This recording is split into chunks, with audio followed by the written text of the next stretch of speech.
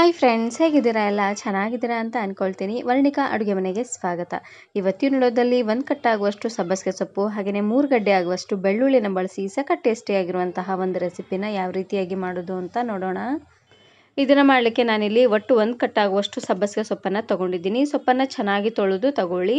ಹಾಗೆಯೇ ಇದ್ರ ಜೊತೆಗೆ ನಾನಿಲ್ಲಿ 3 ಗಡ್ಡೆ ಆಗುವಷ್ಟು ಬೆಳ್ಳುಳ್ಳಿನ ತೊಗೊಂಡಿದ್ದೀನಿ. ಆದಷ್ಟು ನಾಟಿ ಬೆಳ್ಳುಳ್ಳಿನ ತೊಗೊಳ್ಳಿ, ಫ್ಲೇವರ್ ಅಂತೂ ತುಂಬಾ ಚೆನ್ನಾಗಿ ಬರುತ್ತೆ. ಇವಾಗ ನಾನಿಲ್ಲಿ ಸಬ್ಬಸಿಗೆ ಸೊಪ್ಪನ್ನು ಪೂರ್ತಿ ಸಣ್ಣ ಸಣ್ಣದಾಗಿ ಕಟ್ ಮಾಡ್ಕೊಳ್ತಾ ಇದ್ದೀನಿ. ಸಬ್ಬಸಿಗೆ ಸೊಪ್ಪು ಜಾಸ್ತಿ ಇದ್ದಷ್ಟು ರುಚಿ ಅಂತೂ ತುಂಬಾ ಚೆನ್ನಾಗಿ ಬರುತ್ತೆ. ಹಾಗಾಗಿ ಸಬ್ಬಸಿಗೆ ಸೊಪ್ಪನ್ನು ಸ್ವಲ್ಪ ಜಾಸ್ತಿ ಅನ್ನೋಂಗೆ ಹಾಕ್ಕೊಳ್ಳಿ. ಇವಾಗ ನೋಡಿ, ಈ ರೀತಿಯಾಗಿ ಪೂರ್ತಿ ಸಣ್ಣ ಸಣ್ಣದಾಗಿ ಕಟ್ ಮಾಡ್ಕೊಂಡು ತಗೊಳ್ಳಿ. ನಾನಿಲ್ಲಿ ಜಿಗ್ಜಾಗ್ ಚಾಕುವಿಂದ ಕಟ್ ಮಾಡ್ಕೊಳ್ತಾ ಇದ್ದೀನಿ. ಈ ಚಾಕುವಿಂದ ಕರೆಕ್ಟಾಗಿ ನೀಟಾಗಿ ಕಟ್ ಆಗುತ್ತೆ. ನಿಮಗೆ ಚಾಕುವಿಂದ ಕರೆಕ್ಟಾಗಿ ಕಟ್ ಮಾಡ್ಲಿಕ್ಕೆ ಬರ್ತಾ ಇಲ್ಲ ಅನ್ನೋ ಹಾಗಿದ್ರೆ ಇಳಿಗೆಯಿಂದ ಸಹ ನೀವು ಇದನ್ನು ಕಟ್ ಮಾಡ್ಕೊಳ್ಬೋದು. ಆದಷ್ಟು ಸಣ್ಣ ಸಣ್ಣದಾಗಿ ಇದನ್ನು ಕಟ್ ಮಾಡ್ಕೊಂಡು ತಗೊಳ್ಳಿ. ನಾನು ಸಬ್ಬಸಿಗೆ ಸೊಪ್ಪನ್ನು ಬಳಸಿ ಇದೇ ರೀತಿ ಬಹಳಷ್ಟು ವೆರೈಟಿ ಆಗಿರುವಂತಹ ರೆಸಿಪೀಸ್ನ ಅಪ್ಲೋಡ್ ಮಾಡಿದ್ದೀನಿ. ವಿಡಿಯೋ ನೋಡಿಲ್ಲ ಅಂದರೆ ಈ ವಿಡಿಯೋ ಕೊನೆಯಲ್ಲಿ ಹಾಕಿರ್ತೀನಿ, ನೋಡಿ ಚೆಕ್ ಮಾಡಿ. ಒಂದಕ್ಕಿಂತ ಒಂದು ತುಂಬಾ ಟೇಸ್ಟಿಯಾಗಿ ಬಂದಿದೆ. ನೋಡಿ, ಪೂರ್ತಿ ಈ ರೀತಿಯಾಗಿ ಸಣ್ಣ ಸಣ್ಣದಾಗಿ ಕಟ್ ಮಾಡ್ಕೊಂಡು ತಗೊಳ್ಳಿ. ಇದನ್ನು ಕಟ್ ಮಾಡಿದಾದ್ಮೇಲೆ ಪಕ್ಕಕ್ಕೆ ಎತ್ತಿಟ್ಕೊಂಡು ಇವಾಗ ನಾನಿಲ್ಲಿ ಇನ್ನೊಂದು ಅಗಲವಾಗಿರುವಂತಹ ಪ್ಯಾನ್ಗೆ ಎಣ್ಣೆನ ಹಾಕ್ಕೊಳ್ತಾ ಇದ್ದೀನಿ. ಒಂದು 5ರಿಂದ 6 ಚಮಚ ಆಗುವಷ್ಟು ಎಣ್ಣೆನ ಹಾಕ್ಕೊಂಡ್ರೆ ಸಾಕಾಗುತ್ತೆ. ಸಣ್ಣ ಚಮಚೆಯಲ್ಲಿ ಒಂದು 5-6 ಚಮಚ ಆಗುವಷ್ಟು ಸಾಕು. ಹಾಗೆಯೇ ಇದ್ರ ಜೊತೆಗೆ 1 ಚಮಚ ಆಗುವಷ್ಟು ಜೀರಿಗೆ ಮತ್ತು ಸಾಸಿವೆ ಎರಡನ್ನೂ ಒಟ್ಟಿಗೆ ಹಾಕ್ಕೊಳ್ತಾ ಇದ್ದೀನಿ. ನೋಡಿ, ಜೀರಿಗೆ ಸಾಸಿವೆ ಎಲ್ಲ ಚೆನ್ನಾಗಿ ಈ ರೀತಿಯಾಗಿ ಸಿಡಿದಾದ್ಮೇಲೆ ಇದಕ್ಕೆ ಹಾಕ್ಕೊಳ್ಳಿಕ್ಕೆ ಅಂತ ನಾನಿಲ್ಲಿ ಸಣ್ಣದಾಗಿ ಕಟ್ ಮಾಡಿರುವಂತಹ ಈರುಳ್ಳಿ ಹಾಗೆಯೇ ಖಾರವಾಗಿರುವಂತಹ 4-5 ಹಸಿರು ಮೆಣಸಿನಕಾಯಿ, ಇದ್ರ ಜೊತೆಗೆ 1 ಗರಿ ಆಗುವಷ್ಟು ಕರಿಬೇವು ಸೊಪ್ಪು ಹಾಗೆಯೇ ಬೆಳ್ಳುಳ್ಳಿನ ಹಾಕ್ಕೊಳ್ತಾ ಇದ್ದೀನಿ. ಬೆಳ್ಳುಳ್ಳಿನ ಸಿಪ್ಪೆ ತೆಗೆದು ಚೆನ್ನಾಗಿ ಜಜ್ಜಿ ಹಾಕ್ಕೊಳ್ಳಿ. ಫ್ಲೇವರ್ ಅಂತೂ ತುಂಬಾ ಚೆನ್ನಾಗಿ ಬರುತ್ತೆ ಅಂತಲೇ ಹೇಳ್ಬೋದು. ಇವಾಗ ಎಲ್ಲವನ್ನು ಚೆನ್ನಾಗಿ ಎಣ್ಣೆಲೆ ಫ್ರೈ ಮಾಡ್ಕೊಂಡು ತಗೊಳ್ಬೇಕು. ಇದಕ್ಕೆ ಮೇಯ್ನಾಗಿ ಸ್ವಲ್ಪ ಸ್ಪೈಸಿಯಾಗಿದ್ದರೆ ಚೆನ್ನಾಗಿರುತ್ತೆ ನೋಡಿ. ಹಾಗಾಗಿ ಖಾರನ ಸ್ವಲ್ಪ ಜಾಸ್ತಿ ಅನ್ನೋಂಗೆ ಹಾಕ್ಕೊಳ್ಳಿ.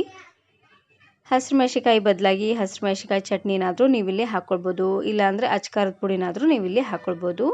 ಅಚ್ಕಾರದ ಪುಡಿ ಹಾಕೋ ಹಾಗಿದ್ರೆ ಈರುಳ್ಳಿ ಎಲ್ಲ ಪೂರ್ತಿ ಸಾಫ್ಟ್ ಆದಮೇಲೆ ಹಾಕ್ಕೊಳ್ಳಿ.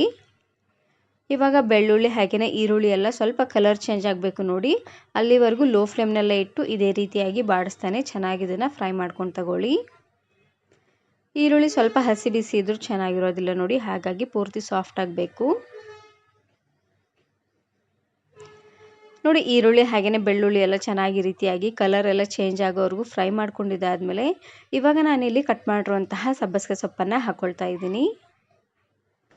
ಸಬ್ಬಸಿಗೆ ಸೊಪ್ಪನ್ನು ಹಾಕ್ಕೊಂಡು ಸೊಪ್ಪೆಲ್ಲ ಪೂರ್ತಿ ಸಾಫ್ಟ್ ಆಗೋವರೆಗೂ ಉರಿನ ಪೂರ್ತಿಯಾಗಿ ಲೋ ಫ್ಲೇಮ್ನಲ್ಲೇ ಇಟ್ಟು ಇದನ್ನು ಫ್ರೈ ಮಾಡ್ಕೊಳ್ಬೇಕು. ಇದಕ್ಕೆ ಎಕ್ಸ್ಟ್ರಾ ನೀರೇನೋ ಹಾಕೋ ಹಾಗಿಲ್ಲ. ಪೂರ್ತಿ ಎಣ್ಣೆಲೆ ಚೆನ್ನಾಗಿದ್ದು ಸಾಫ್ಟ್ ಆಗಬೇಕು ನೋಡಿ, ಅಲ್ಲಿವರೆಗೂ ಇದನ್ನು ಹುರ್ಕೊಂಡು ತಗೊಳ್ಬೇಕು. ನೋಡಿ, ಈ ರೀತಿಯಾಗಿ ಚೆನ್ನಾಗಿ ಮಿಕ್ಸ್ ಮಾಡ್ಕೊಳ್ತಾನೆ ಫ್ರೈ ಮಾಡ್ಕೊಂಡು ತಗೊಳ್ಳಿ. ಇದಕ್ಕೆ ನಾನಿಲ್ಲಿ ರುಚಿಗೆ ತಕ್ಕಷ್ಟು ಉಪ್ಪು ಹಾಗೆಯೇ 1/4 ಚಮಚ ಆಗುವಷ್ಟು ಅರಿಶಿನ ಪುಡಿನ ಹಾಕ್ಕೊಳ್ತಾ ಇದ್ದೀನಿ. ಉಪ್ಪು ಹಾಗೆಯೇ ಅರಿಶಿನ ಪುಡಿನ ಹಾಕ್ಕೊಂಡು ಚೆನ್ನಾಗಿ ಮಿಕ್ಸ್ ಮಾಡಿಕೊಂಡು ಸೊಪ್ಪು ಸಾಫ್ಟ್ ಆಗೋವರೆಗೂ ಬೇಯಿಸ್ಕೊಂಡ್ರೆ ಸಾಕಾಗುತ್ತೆ. ಇದಕ್ಕೆ ಸಬ್ಬಸಿಗೆ ಸೊಪ್ಪನ್ನೇ ಹಾಕ್ಕೊಳ್ಬೇಕು, ಬೇರೆ ಯಾವ ಸೊಪ್ಪು ಹಾಕಿದ್ರೂ ಅಷ್ಟೊಂದು ರುಚಿಯಾಗಿ ಬರೋದಿಲ್ಲ. ಇವಾಗ ನಾನಿಲ್ಲಿ ಮೇಲ್ಗಡೆ ಮುಚ್ಚಳನ ಮುಚ್ಚಿ ಉರಿನ ಪೂರ್ತಿಯಾಗಿ ಲೋ ಫ್ಲೇಮ್ನಲ್ಲೇ ಇಟ್ಟು ಒಂದು 2 ನಿಮಿಷವರೆಗೂ ಚೆನ್ನಾಗಿ ಇದನ್ನು ಫ್ರೈ ಮಾಡ್ಕೊಳ್ತಾ ಇದ್ದೀನಿ. ಆವಾಗವಾಗ ಈ ರೀತಿಯಾಗಿ ಕೈ ಆಡ್ತಾನೆ ಸೊಪ್ಪನ್ನು ಸಾಫ್ಟ್ ಆಗೋವರೆಗೂ ಬೇಯಿಸ್ಕೊಂಡು ತಗೊಂಡ್ರೆ ಸಾಕಾಗುತ್ತೆ. ಸೊಪ್ಪು ಹೀಗೆ ತಿನ್ನಲಿಕ್ಕೂ ತುಂಬಾ ಚೆನ್ನಾಗಿರುತ್ತೆ, ಫ್ರೈ ಮಾಡಿರುವಂತಹ ಸೊಪ್ಪು. ಇದನ್ನು ನೀವು ಚಪಾತಿ, ರೊಟ್ಟಿ ಹಾಗೆಯೇ ಬಿಸಿ ಬಿಸಿಯಾಗಿರುವಂತಹ ಅನ್ನದ ಜೊತೆ ಎಲ್ಲ ಸಖತ್ ರುಚಿಯಾಗಿರುತ್ತೆ ಅಂತಲೇ ಹೇಳ್ಬೋದು.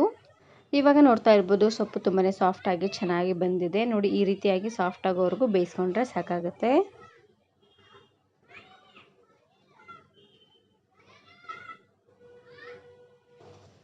ಇದಕ್ಕೆ ನಾನಿಲ್ಲಿ ಲಾಸ್ಟಲ್ಲಿ ಹೆಸರು ಕಾಳನ್ನು ಹಾಕ್ಕೊಳ್ತಾ ಇದ್ದೀನಿ. ಹೆಸರು ಕಾಳನ್ನು ನಾನಿಲ್ಲಿ ರಾತ್ರಿನೇ ಚೆನ್ನಾಗಿ ನೆನೆಸ್ಕೊಂಡು ನೀರನ್ನು ಚೆನ್ನಾಗಿ ಬಸ್ತು ಅದಾದಮೇಲೆ ಒಂದು 2ರಿಂದ 3 ಸರ್ತಿ ಕಾಳನ್ನು ಚೆನ್ನಾಗಿ ತೊಳ್ಕೊಂಡು ಹಾಕ್ಕೊಳ್ತಾ ಇದ್ದೀನಿ.